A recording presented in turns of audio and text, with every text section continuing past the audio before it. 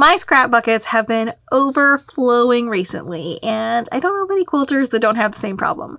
So we're continuing our scrappy block series today with this block. It is a 12-inch finished star that requires a couple of different colors, and the shading of those colors is what really makes this block pop. You can get the free pattern for the Blueberry Pie Star block on my website. There is a direct link in the description below this video, kind of in the box right down here, or you can go directly to my website and it is under the free pattern section. The download includes all of the fabrics that we will be using for this block with measurements and cutting instructions as well as an assembly diagram. There's also some mock-ups of various colorways of a full quilt made up from this block.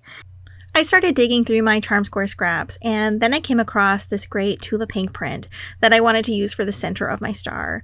And from that, I pulled some dark blues to be the dark color, and then I pulled light aquas instead of light blues, since I didn't have that many light blues, and that aqua looked great with that center print. And then I just needed to grab the blacks and grays to round out the fabric I needed, and then I'm ready to go. I am using white for the background of all of my scrap blocks so that they all come together and have a little bit of cohesion at the end. This is a great time to give your fabrics a little bit of a press if they have been wrinkled, and then you just need to cut them up. Cutting your scraps down to size can always be a little bit disorganized, so just take it one piece at a time and cut the pieces you need. I pause and check off all of the pieces that I have already cut so that I know exactly where I am in the pattern, and that helps keep me a little bit more organized. You're going to end up with some weird offcuts, and that's okay. That's making scraps. You're just making smaller scraps with your leftovers. My fabric pieces are all cut, and I am ready to start assembly of my block. Now, if you are very eagle-eyed, you may have noticed that I did not exactly follow the cutting instructions in this list.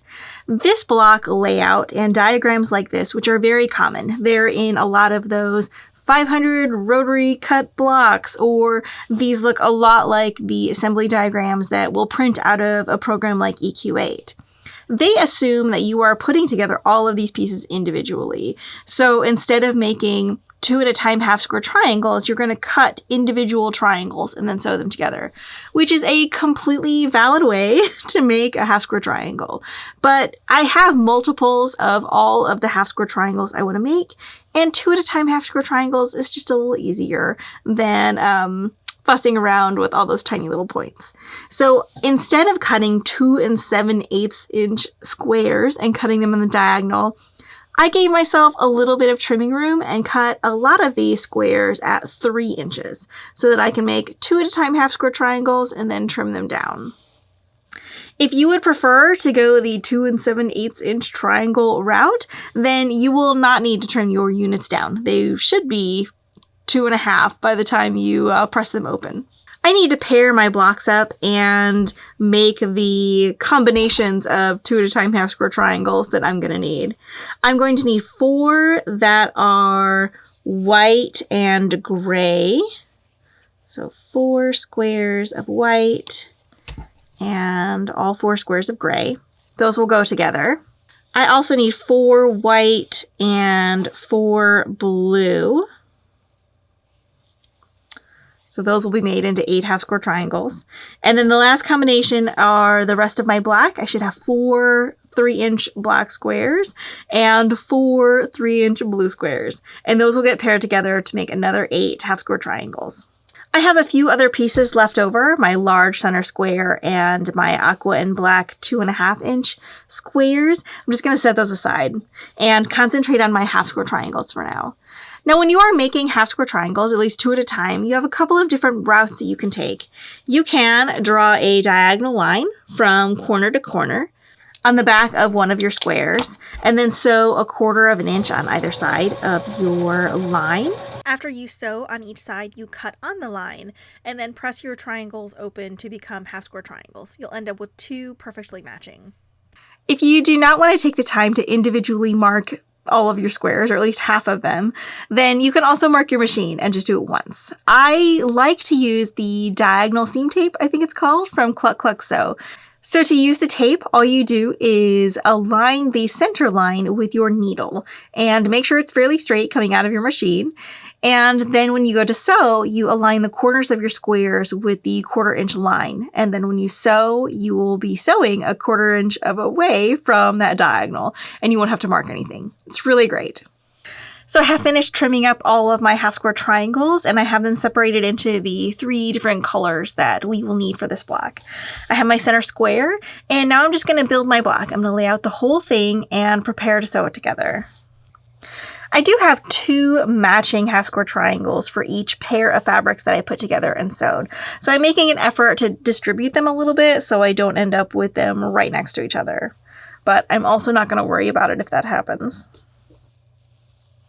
Did you notice that I sewed this scrap of fabric the wrong side to my white? I'm totally not ripping it. It's just going to be a lighter shade of gray than I originally intended. It's a scrap quilt. No one is ever going to notice. So here's my block all laid out, and you could assemble it just as it is now by sewing all of these units into long 6-unit rows and then sewing the 6 rows together.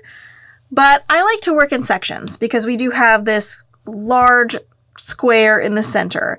So I'm going to sew my corners together and then I'm going to make little side units. So I end up making little 4 patches and then I will assemble all my 4 patches with my center square as a large 9 patch. But it is your quilt block and you can sew it together any way you like. I also made a purple version of this block, and I decided to go ahead and quilt it quilt as you go style. So I used a lot of ruler work and a lot of really dense fillers. I put a lot of time into this block, so I don't know if I would want to sit down and do an entire quilt's worth of this block with this dense of quilting. But for one block, it was a nice little hour or so with my free motion quilting and having a little bit of fun. For the backing of this fabric, you can see that there are some just strips that are sewn together to make basically a large strip block. And I intend to do that with all of the blocks going forward, so that when I join them, quilt as you go style, there will be a bit of a scrappy rainbow backing across the entire quilt. I had a lot of fun with this block, and I am looking forward to quilting more of them. As always, this quilting is sped up significantly so that you can see more than just a few stitches. So here are my 2 finished blocks. I really love this blue and aqua one. I think the aqua just really pops from this blue and the black, and I love the center. Super cute. Here's my purple version that I already have quilted, and I love this block too. I used more blender prints in this, and the colors feel a little bit more uniform to me than they do in the blue one. So it's just a different look. On the back, I stripped piece some scraps together to create a little bit of a backing, and I plan on repeating this with the main color of the block for the backing for all of my scrappy blocks going forward. And then when I assemble them all into a quilt, it'll be a nice rainbowy backing kind of look. If you want to catch up on the other scrappy blocks that I have done, then the playlist is popping up on the screen, and I will be back next time with a full scrappy quilt idea for you. So I hope you guys have a lot of charm squares sitting around. Until then, happy quilting!